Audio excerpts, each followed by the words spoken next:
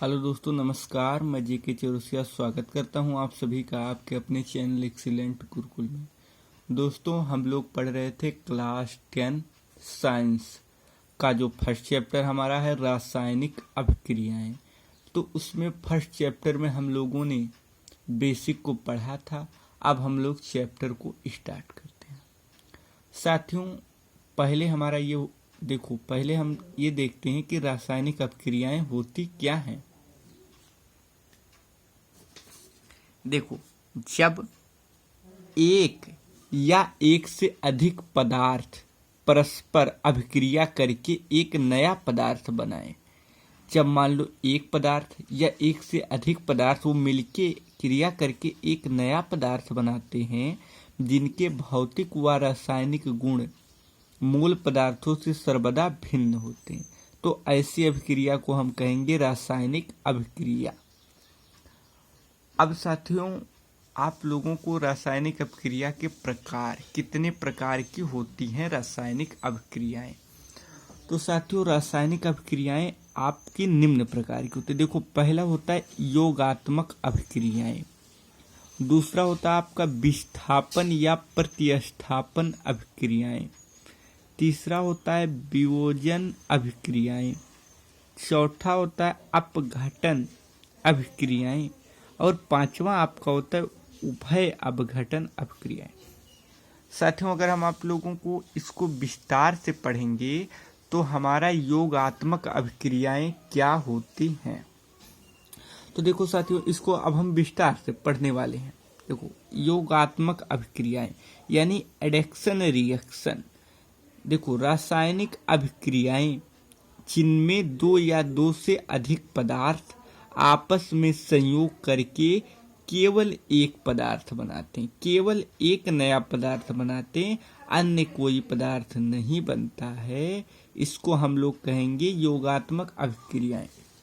जैसे दोस्तों, हम लोग मैथ की भाषा में अगर समझें तो देखो, कोई एक है, ये कितनी संख्या है? संख्या है ये भी कोई संख्या है, और इसको जब ऐड करोगे तो कोई संख्या बनेगी, तो एक में दो ऐड करोगे तो तीन बन रही, यानी ये दो संख्याओं को ऐड करने पर केवल एक संख्या बनेगी। तो इसको हम अगर केमिस्ट्री की भाषा में बोलें, रसायन विज्ञान की भाषा में बोलें, तो मेरे दोस्त ये योगात्मक अभिक्रिया हो गई। इसके अलावा कोई तीसरा पदार्थ नहीं बन रहा, तो योगात्मक अभिक्रिया हो गई। अब चलिए हम लोग इसको उदाहरण के तौर पर देखते हैं।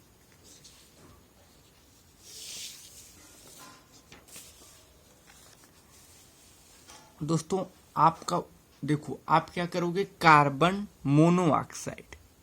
मोनोऑक्साइड तथा क्लोरीन की क्रिया से कार्बोनिल क्लोराइड का बनना।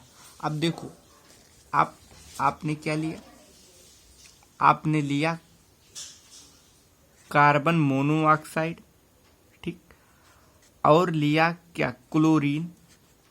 अब इन दोनों से जब आपने क्रिया कराया तो COCl2, ठीक, इसको हमने कहते हैं कार्बोनिल, इसको हम क्या कहते हैं, कार्बोनिल क्लोराइड, कार्बोनिल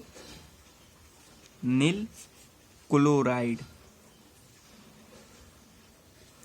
अब दोस्तों ये देखो, ये एक पदार्थ है, ये दूसरा पदार्थ है, लेकिन मिलके इसके अभिक्रिया से एक ही पदार्थ बना, तो ये दोनों ऐड हो गए। जैसे हमने आपको बताया कि एक दो ऐड होके कितना बनाएंगे, तीन बनाएंगे, यानी ये केवल एक संख्या है।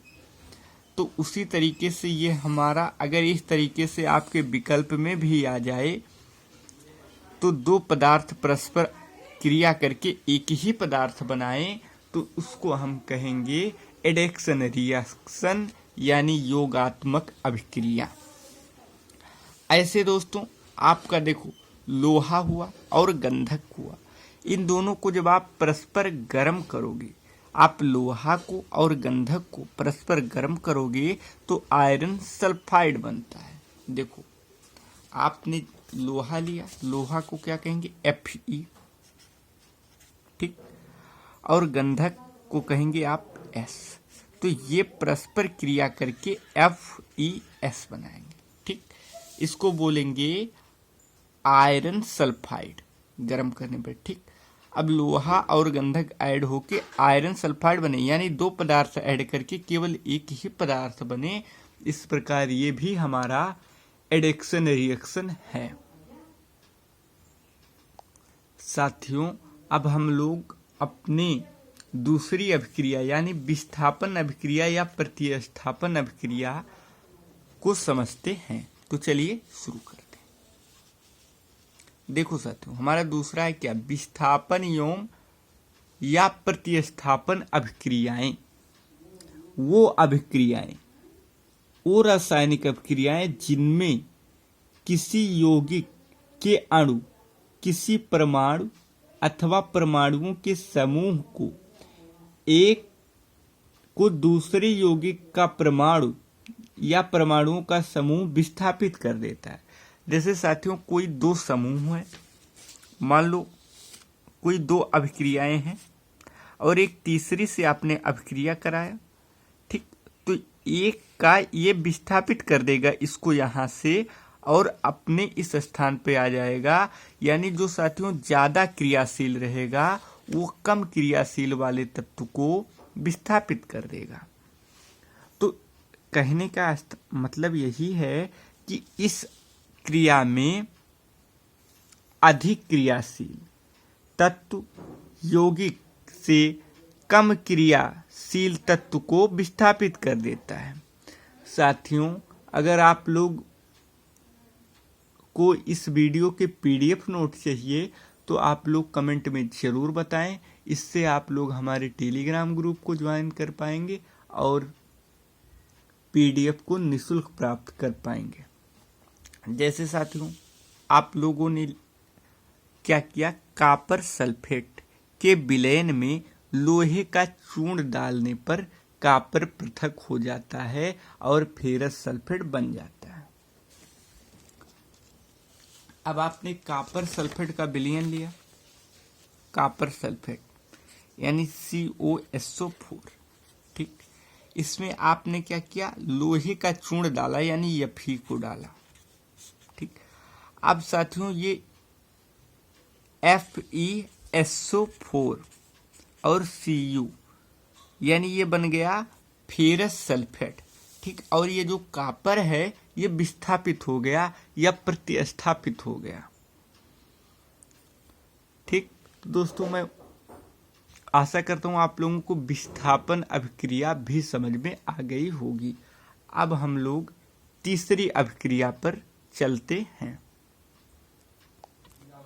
मेरे प्यारे दोस्त, आपकी तीसरी अभिक्रिया होती है वियोजन अभिक्रियाएं।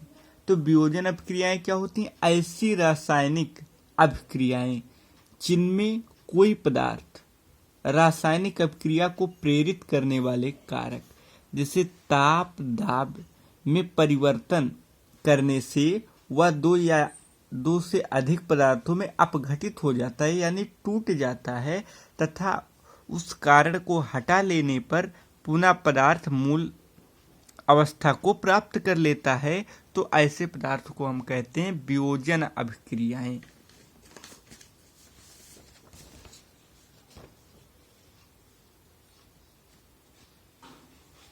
जैसे देखो तो साथियों, कोई भी पदार्थ है, इसको आपने गर्म कर दिया। ठीक, तो ये दो पदार्थों में टूट जाएगा। ठीक, या तीन में भी, दो से अधिक में भी टूट सकता है। तो ऐसे अलग अलग पदार्थों में टूटने के कारण जो अभिक्रिया, इसी अभिक्रिया को हम कहते हैं वियोजन अभिक्रिया। अब हम इसको उदाहरण के से समझेंगे तो आप लोगों को बहुत अच्छे से समझ में आ जाएगा। अब वियोजन अभिक्रिया एक उत्क्रमणीय अभिक्रिया है, यानी इसको अगर कारण आप हटा लेंगे तो पुनः अपनी पहली अवस्था में लौट आएगी। तो ऐसी अभिक्रिया को हम कहते हैं क्या, उत्क्रमणीय अभिक्रिया, यानी रिवर्स हो गया। साथियों, वियोजन अभिक्रिया दो प्रकार की होती है। देखो कौन कौन सी, एक होती है ऊष्मीय वियोजन और एक होती है आयनिक वियोजन। तो सबसे पहले हम लोग ऊष्मीय वियोजन को समझते हैं।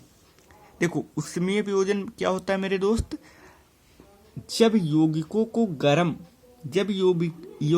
को गर्म करने से उनके अणु दो अथवा दो से अधिक अणुओं में परिवर्तित हो जाते हैं और ठंडा करने पर वो पुनः मूल अवस्था को प्राप्त हो जाते हैं। ठीक, वो फिर से मूल यौगिक के अणु बनते हैं। तो ऐसी अभिक्रिया को उष्मीय वियोजन या तापीय वियोजन कहते हैं। कहने का अगर हम साधारण भाषा में इसको कहें तो मेरे दोस्त, जब दो यौगिक को आप गर्म करो यानी उष्मा दो, उष्मा के कारण वियोजन हो जाए, वियोजन का अर्थ होता है टूट जाएं, तो इसको क्या आप कहोगे, इसको आप कहोगे उष्मीय वियोजन। और जब आप उसको उष्मा दोगे तो वो टूट जाएंगे, उसको उष्मा को फिर ठंडा कर दोगे, यानी आपने गर्म किया तो उसको ठंडा कर लिया, तो वो जो होते हैं मूल यौगिक के अणु फिर से बन जाते हैं। तो ऐसी अभिक्रिया को हम कहेंगे, इस प्रकार को हम कहेंगे क्या, उष्मीय वियोजन या तापीय वियोजन। अब हम लोग इसको उदाहरण से समझते हैं। अब दोस्तों आप उष्मीय वियोजन का उदाहरण देखो। जब आप अमोनियम क्लोराइड को एक परख नली में गर्म करते हैं, जब हम लोग क्या लेते हैं, अमोनियम क्लोराइड यानी NH4Cl को एक परख नली में गर्म करते हैं, तब अमोनिया तथा हाइड्रोजन क्लोराइड बनते हैं और जो परख नली के ठंडे भागों में परस्पर संयोग करके NH4Cl बनाते हैं। जैसे देखो, जब आपने लिया अमोनियम क्लोराइड यानी NH4Cl, अब आप इसको जब गर्म करोगे तो ये NH3 यानी अमोनिया और HCl यानी हाइड्रोजन क्लोराइड में टूट जाएगा। लेकिन मेरे दोस्त, जब आप इसको ठंडा करोगे तो फिर से अमोनियम क्लोराइड यानी NH4Cl बन जाएगा। तो इस प्रकार की जो घटना घटती है इसको हम कहते हैं उष्मीय वियोजन। अब साथियों हम लोग दूसरे टाइप पर आते हैं, आयनिक वियोजन। मेरे दोस्त, आयनिक वियोजन क्या होता है, जब विद्युत संयोजक यानी इलेक्ट्रोवायलेंट यौगिकों को जल में घोला जाता है, तब वो धनायन तथा ऋण आयन में विभक्त हो जाते हैं। इसे हम कहते हैं आयनिक वियोजन। जैसे साथियों आप लोगों ने लिया नमक यानी NH4Cl, इसको आप कहोगे सोडियम क्लोराइड। और जब आप सोडियम क्लोराइड, तो इसको जब आप जल में घोलोगे तो क्या होगा, सोडियम अलग हो जाएगा, सोडियम N पे प्लस आ जाएगा यानी धन आयन, और क्लोराइड आयन पे माइनस आ जाएगा यानी ऋण आयन। तो NHCl को जल में घोलने पर N प्लस तथा Cl माइनस आयनों में विभक्त हो जाता है, तथा जल हटा लेने पर, अगर आप जल को हटा लें तो फिर से NaCl यानी नमक में परिवर्तित हो जाता है। दोस्तों मैं उम्मीद करता हूँ ये क्लास आप लोगों को बहुत अच्छे से समझ में आ गई होगी। अगर समझ में आ गई तो आप लोग कमेंट में ज़रूर बताएं। साथ ही साथ PDF नोट के लिए दोस्तों आप लोग कमेंट में ज़रूर बता दिया करें।